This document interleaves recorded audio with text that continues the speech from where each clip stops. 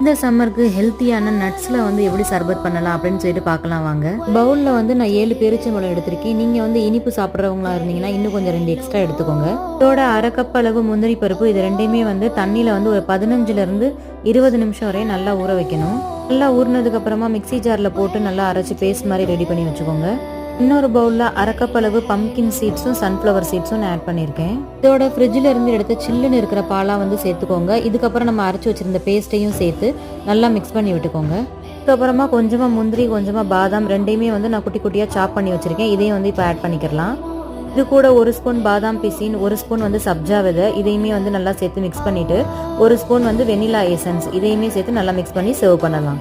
இதுக்கு மேலே உங்களுக்கு ஃபேவரட்டான நட்ஸ் எதுவாக இருந்தாலுமே சேர்த்து சர்வ் பண்ணலாம். இவ்வளோதாங்க, சம்மருக்கு ஏற்ற மாதிரி குழுன்னு வந்து நம்ம ட்ரிங்க் வந்து ரெடி பண்ணியாச்சு. நீங்களும் வந்து மறக்காமல் ட்ரை பண்ணி பாருங்கள். வீடியோ பிடிச்சிருந்துச்சுன்னா மறக்காமல் சப்ஸ்கிரைப் பண்ணுங்கள். Subscribe to sunshine, feel the best time. Bye.